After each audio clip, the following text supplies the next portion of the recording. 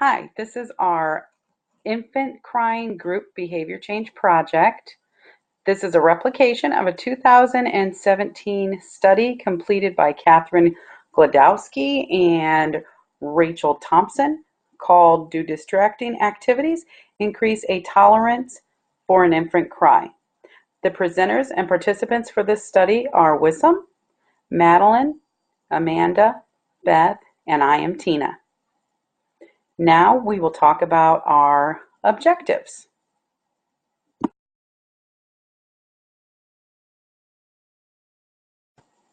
Here are our objectives: supporting literature and original study, the purpose of the project, the methods of our project, which include participant setting, materials, behavior definition, data collection, design, baseline and treatment phases, IOA, treatment integrity, our results of the project, which are our data average, range, and graph for each of our participants, the conclusion of the project, and the limitations of our project.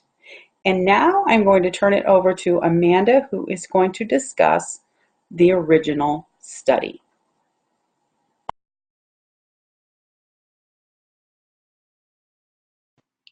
Our original study is called Do Distracting Activities Increase Tolerance for an Infant Cry? The purpose of the study is to determine if distracting activities increase the tolerance of an infant crying. There were 6 undergraduate students involved in this study at a university. They conducted the research in a small research room. Their room was empty, minus the distracting activities during the intervention condition, the stress ball, crossword puzzle, Sudoku puzzle, or iPhone with iPhone apps. The study measured the latency to termination using a computer program. They also measured the duration of engagement using a stopwatch and converted it to a percentage. They measured IOA for 34% of the sessions, and you can see the IOA percent agreement there.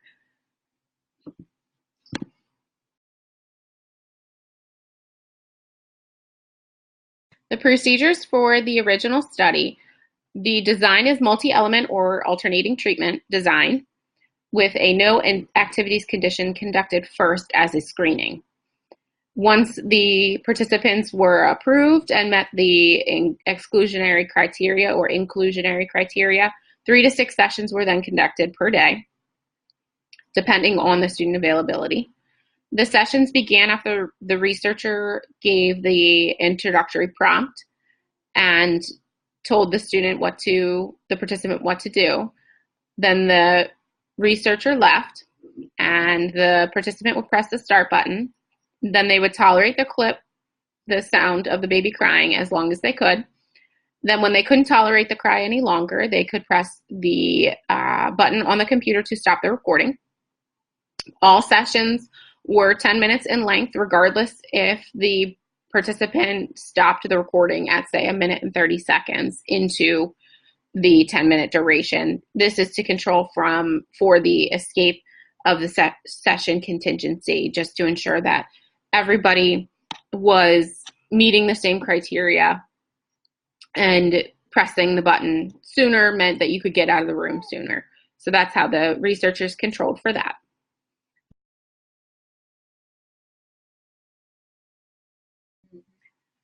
The procedures in the no activities condition: you could see the prompt that was read to the participants. The participants would then listen to the cry as long as they could tolerate. Then they would terminate the cry with a button on the screen. A prompt would come up and tell them thank you for their participation, and then they had to wait for the researcher when the session had been complete. In the activities condition, it's all the same except for the added prompt that said that they could engage with the activities that were present. However, all of the other steps were the same.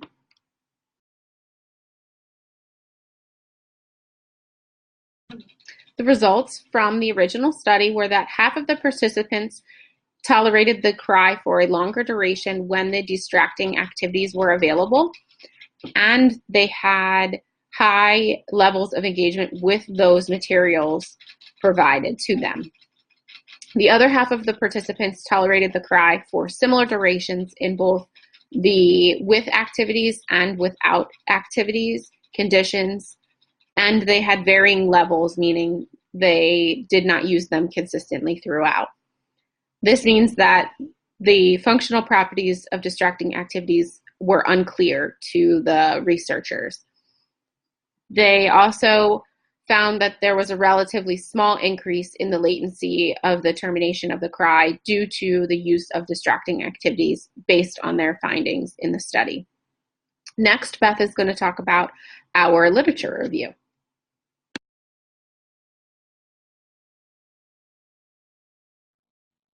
As we look to the literature about crying in infants, I wanted to first talk about the behavior of crying.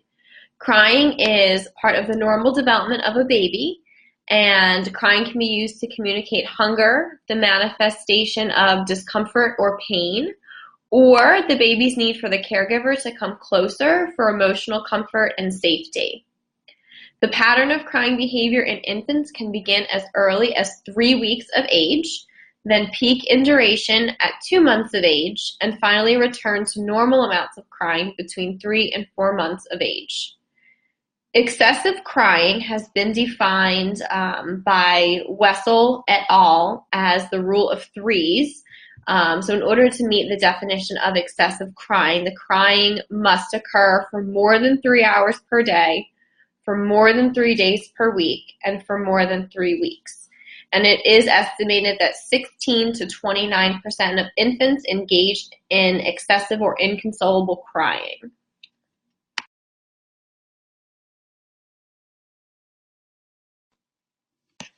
Next, let's talk about the little amount of research that exists on minimizing infant cries. There isn't very much research out there about minimizing infant cries, and it's hypothesized that there are 2 factors regarding that little amount of research. And the first factor is the limited time span in which prolonged or excessive crying occurs.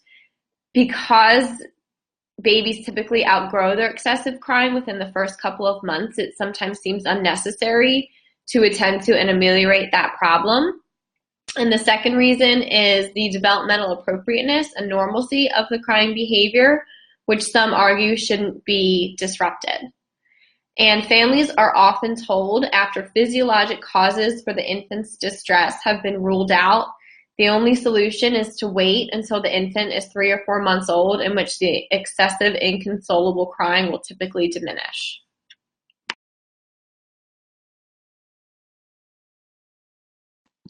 Next, I want to talk about the direct impact that crying can have on caregivers. Infant crying can cause parent and caregiver stress, and it can lead to dangerous measures by a caregiver in an attempt to calm the infant. In extreme cases of excessive infant crying, infants are at a heightened risk for injury from shaken baby syndrome. And Russell and Lincoln said crying is significantly linked to maternal well-being, frustration, and difficulties with emotional regulation. And with that being said, mothers of infants who cry more than 60 minutes per day reported decreased well-being, increased levels of stress, and increased levels of frustration.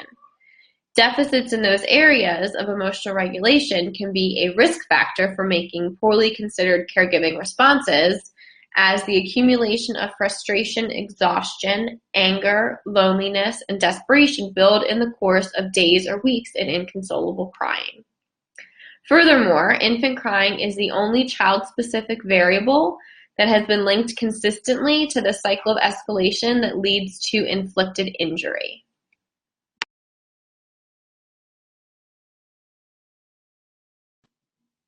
Recently, there has been a push in caregiver education programs, and up until recently, parents were given minimal resources when they left the hospital. The focus of those materials is often aimed at providing psychoeducation on infant injuries and crying. Those materials typically don't provide information on specific self-care skills that parents need to develop in response to their infant's crying. such as emotional regulation and distress tolerance. So they teach the parents how to handle the crying and the infant injuries, but they don't teach them how to take care of themselves. 2 programs have been developed that have been highly researched. One of them is the period of purple crying, which is also known as purple. And this program is found to have led to increased knowledge about early infant crying and the dangers of shaking. And there's another program called All Babies Cry, which is also known as ABC. And this program suggests both target behaviors to calm an infant and target behaviors to manage stress. It lists them in a chart. So some targeted behaviors for managing parent or caregiver stress included breathing deeply, getting some distance from the baby, reminding oneself that it's normal to feel frustrated, asking family or friends for help, and having a go-to person.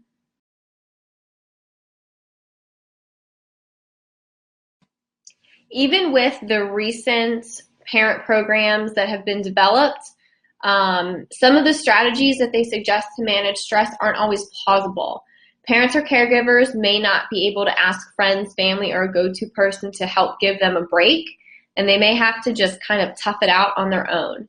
In such cases, caregivers may be in need of alternatives to help increase their tolerance and keep them calm. No studies to date have investigated the effectiveness of distractions to increase tolerance to an infant's cry. But in the study that we replicated, authors examined whether distracting activities increased undergraduate students' tolerance for a recorded infant cry. This study extends the research and seeks to provide another plausible intervention to help caregivers manage their stress and frustration associated with an infant's cry.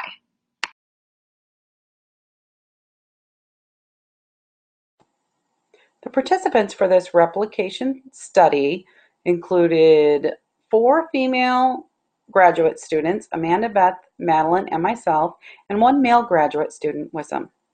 Each of the participants were graduate students taking online classes at Ball State University. Each participant lives in the United States in an Eastern Time Zone state. None of the participants knew each other prior to our replication study. The participants collected data for 3 baselines and 3 intervention trials. The setting for the study was in a closed-in room that would be free from distractions. The materials needed for the study were the Crying Baby track, which we found on www.soundj.com. It was Crying Baby number 5. Each participant needed access to a computer with the track uploaded and set to continuous play. Each participant needed to have access to a smartphone. They needed to download the app Decibel X on their phone. They needed a computer device or some way to record each of their baseline and interventions, a timer, a pencil, and several activities to distract the participants. For example, stress ball, crossword puzzles, Sudoku puzzles, word search puzzles, or some sort of game on their smartphone. And now I will turn it over to Wissam to tell us about the behavior definitions.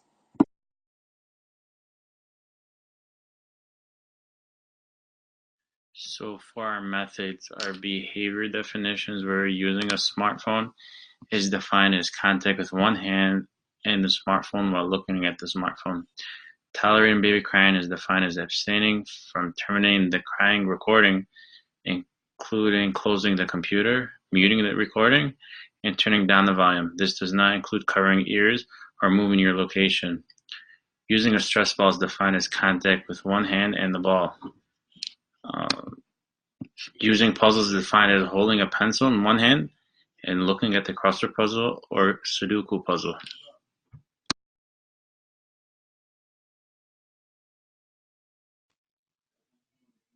For the replication of the study, we used multi-element design. Design was used to measure the tolerance of the baby crying across each participant. Data was collected 6 times. Each participant recorded data for 3 baselines and 3 interventions.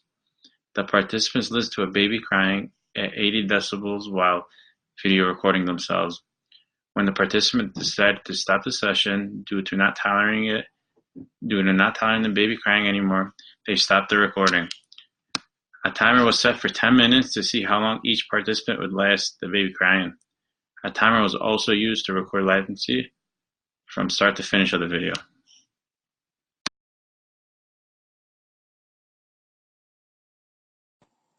I'm going to talk about the baseline and intervention treatments of our replication study. During the baseline phase, each participant went to a room that was free of distractions. The participants set up a computer or a recording device in the room, and they turned it on to record the session. We needed video and sound. Each participant also opened up their Decibel X app, and they had to place it 46 centimeters or 18 inches away from the computer and tested the crying baby app to make sure that the decibel level was 80 decibels or above. When the Decibel X level was 80 decibels or above, the participant then would push the start button for the crying baby and started the timer that was set for 10 minutes. Once they started the timer set for 10 minutes, they needed to turn it over so they could not see how much time had passed. Each participant tolerated the crying sound as long as possible. When the participants could no longer tolerate the crying sound, they would push the stop button on the computer and shut off the crying baby. If they lasted the entire 10 minutes, when the timer went off, then they would push the stop button. The participants were required to stay in the room for the entire 10 minutes. When they were finished with their baseline, they would replay the video and they would time themselves. They would start the timer when the crying began, and they would stop the timer when the crying would stop.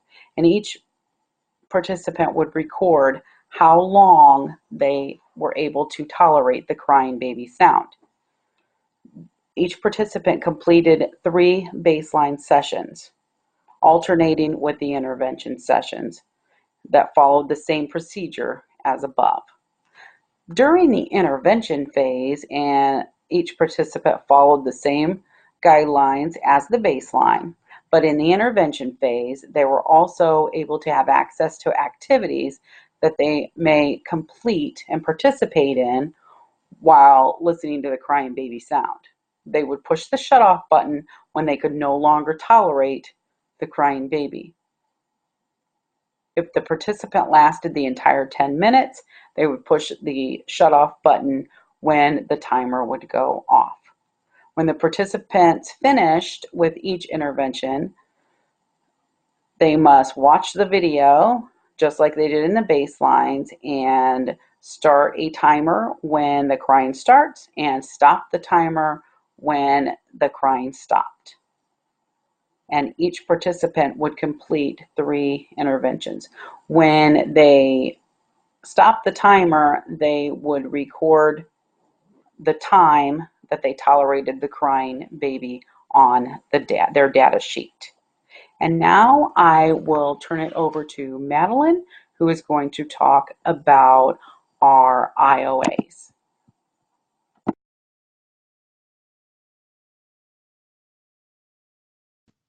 In order to calculate the Inter-Observer Agreement, or the IOA, for our study, we decided on using a formula that calculated the total duration IOA. Each group member watched another member's videos and recorded the duration of the baby crying noise as well as the duration of the use of distracting activities. The timer started when the baby track began and stopped when the baby track was terminated. The timer also was started when the member was engaged in a distracting activity and was stopped when the engagement was terminated. We then used the total duration IOA formula by taking the shorter duration measured and divided it by the longer duration measured and multiplied that by 100 to get our IOA percentages.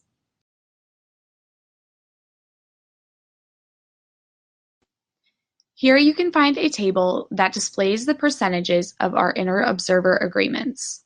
you will see that each member found a 100% inter-observer agreement with the exception of a 99.96% for Mandy's baseline trial inter-observer agreement.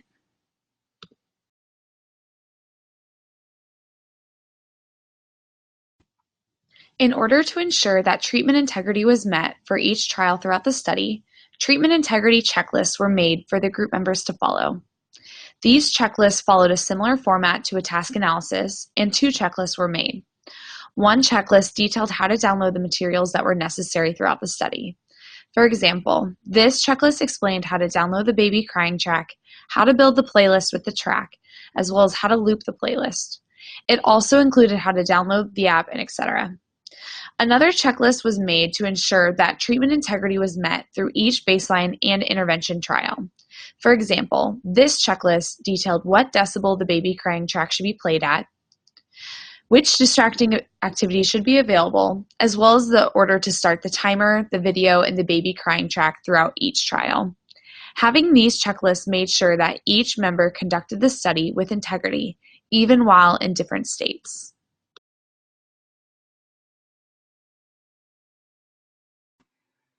And now for our results. Our graphs are on the following slides. Wissam's going to talk about his results first, then Tina, Madeline, Beth, and myself, Amanda, will finish it out. Our graphs can be a little bit confusing, but we modeled them after the original study to match their results and their graphs. So I'll explain it a little bit. Our activity condition are the filled in circle data points, and the open circles are no activity condition. Then those data you will look at the left y-axis. Then the shaded bar graphs that are present are the percent engagement, and you'll look at the right-hand side axis for the percent engagement there. And our sessions are, of course, along the bottom. Hope that helps to read them.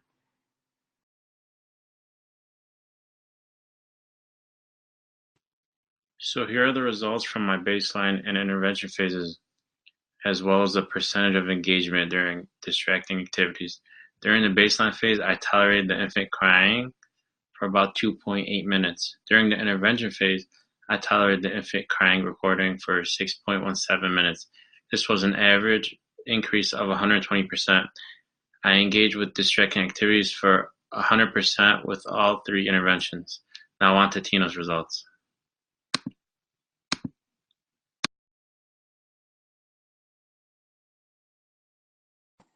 Here are the results from my baseline and intervention phases, as well as the percent of engagement with the distracting activities. During the baseline phase, I tolerated the crying baby for an average of 2.34 minutes. And during the intervention phase, I tolerated the crying sound for 4.6 minutes. This was an average increase of 72%. During the intervention phases, I used the distracting activities 100% of the time for the 3 intervention phases. And now to Madeline for her results.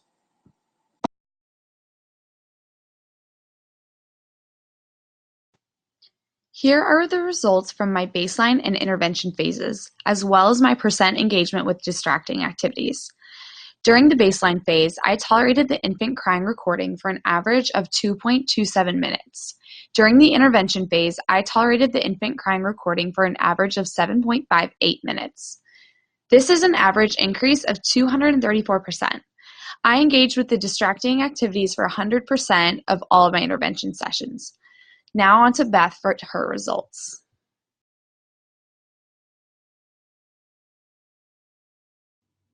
Here are the results from my baseline and intervention phases, as well as percent engagement with distracting activities.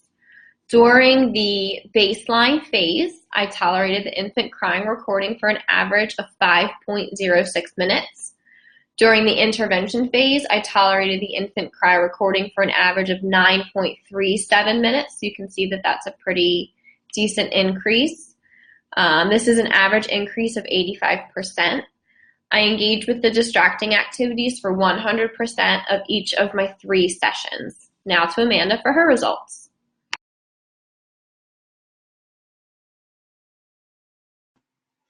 Here are the results from my baseline and intervention phases, as well as percent engagement for distracting activities. During baseline phase, I tolerated the infant crying recording for an average of 6.98 minutes. During intervention phase, I tolerated the infant crying recording for an average of 10 minutes. This is an average increase of 43%. I engaged with the distracting activities for 100%, 82%, and 100% of the intervention sessions. Now for more results.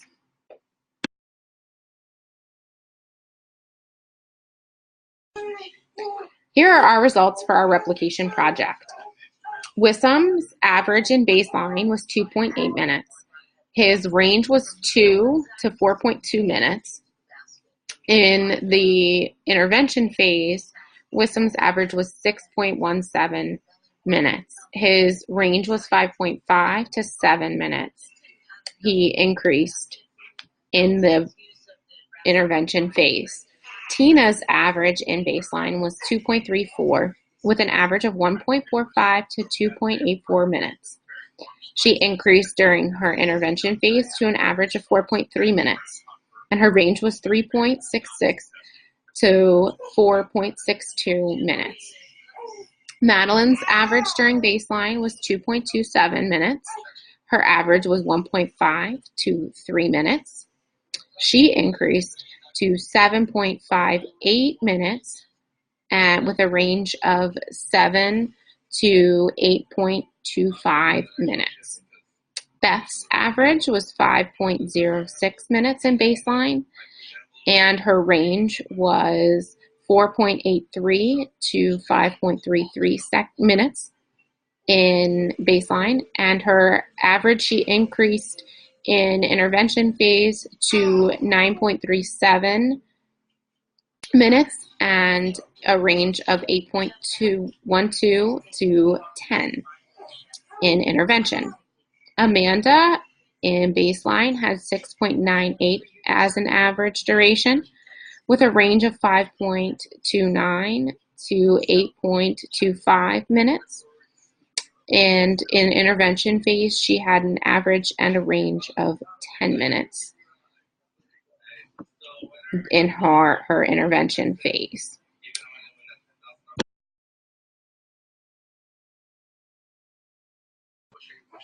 Our results show a clear functional relation between the dependent variable, the latency to terminate an infant cry, and the independent variable, the use of distracting activities. In all 3 intervention sessions for all 5 participants, there was an increase in latency to terminate the infant cry recording. The increase was at least 2 minutes and 21 seconds, if not much longer than that. All participants had a high level of use of the distracting activities from 80% to 100% of the time during intervention phase. Our IOA data was 99% to 100% agreement, which shows that we had treatment integrity. And we can conclude that this using distracting activities could be a strategy for a caregiver to utilize when dealing with an inconsolable infant. It is really important to note that all of the research that we did and the authors of this study, and we feel the same way, that distracting activities should not be utilized until the caregiver attempts to meet all other needs of the infant, whether it's feeding, changing the diaper, comforting if the baby's too hot or cold. So they first need to ensure that they've tried to meet all of those needs. Then if the baby continues to cry, and the frustration level continues to increase, then that's when these distracting activities would come into play, but not before you try to meet all of the needs, basic needs first. And that was important to note both by the authors and by all of us in the project. Now to Wissam, who has a little bit more about the limitations.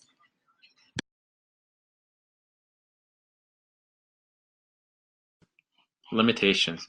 For the original study, Amanda and Beth would not have passed the screening, which occurred during the first baseline.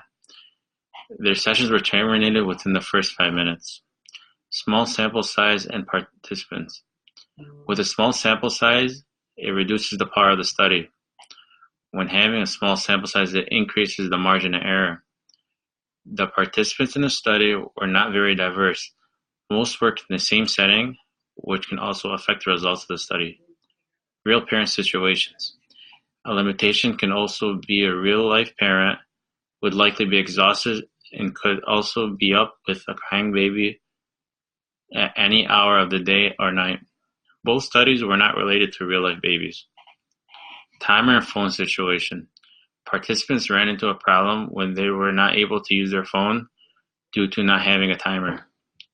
Those participants had to resort to a crossword puzzle, search puzzle, or even the stress ball. Sound of a real-life baby versus a computer baby. When listening to the baby on the computer, the pitch of the cry stays the same. A real baby can get a lot louder, also more intense and more urgent.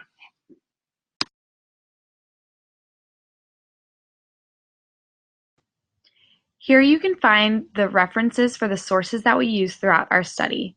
Thank you to everyone for watching, and we look forward to your comments and your questions.